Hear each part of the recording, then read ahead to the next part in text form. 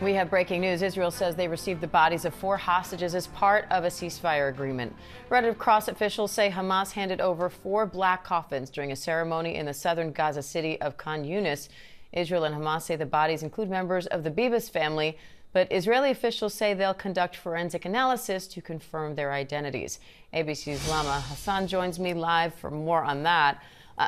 Lama, Hamas says in a statement that it did, quote, everything in its power to keep the hostages alive, but that they were killed in Israeli airstrikes on Gaza. Israel is holding Hamas responsible for their deaths. So how are people in Israel reacting to this? And what's the latest on the return of these hostages? Yeah, hey, Diane, look, as you can imagine, this has been a somber and emotional day in Israel. We saw people gathering in Hostage Square, carrying the Israeli flag.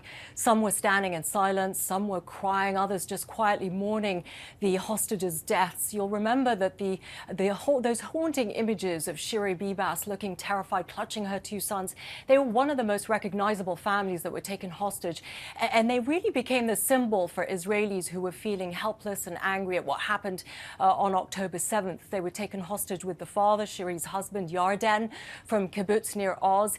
He was released alive earlier this month, and I think that people in Israel were holding on to hope that Shiri and her 2 children were still alive, that they somehow survived. The 4th hostage, however, has been identified by Hamas as 84-year-old Oded Lifshitz. He's a well-known journalist. He's a peace activist. He used to drive to the Erez border crossing on the northern edge of the Gaza Strip once a week to ferry Palestinians to medical appointments in Israel. Now, as for their return, we understand that their bodies will be undergoing forensic testing, as you said, for formal identification. Israel will only confirm their return once forensic tests have been completed, Diane. And Lama, 6 other hostages are expected to be released on Saturday. 4 more bodies also returned to Israel next week. What are you watching for as this plays out?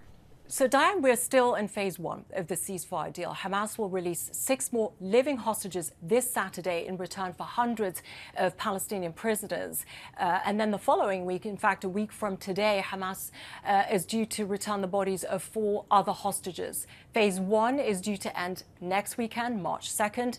And talks about phase 2 were supposed to start just over 2 weeks ago, but we understand that they should start negotiations soon. Look, as we've seen, this is a tenuous deal. I think we'll be looking at both sides, Israel and Hamas, sticking to the deal and making sure that there aren't any issues with this phase. And by the way, phase 2 is when a permanent ceasefire should be established. Diane. Lama Hasan, thank you.